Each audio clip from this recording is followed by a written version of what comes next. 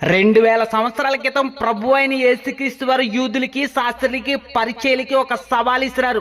నాలో పాపముందని ఎవరన్నా చూపింపగలరా అని. అదే సవాల్ని ఈరోజు క్రైస్తవుడిగా, క్రీస్తు బిడ్డగా, దేవుళ్ళు అని చెప్పుకుంటున్న వాళ్ళు, దేవుడిగా పూజింపబడుతున్న వారిని నేను అడుగుతున్నటువంటి ప్రశ్న: పాపం లేని దేవుడు, పాపమే చేయని దేవుడు ఒక్కరైనా ఉన్నారా? ఈ మాట అనగానే దేవుడు అని చెప్పుకుంటున్న వాళ్ళందరూ వెనక తిరిగి పారిపోతారు. ఏసుక్రీస్తు కాలు గోటుకు కూడా సరిపోరు, ఏసుక్రీస్తు ముందు నిలబడ్డానికి కూడా సరిపోరు.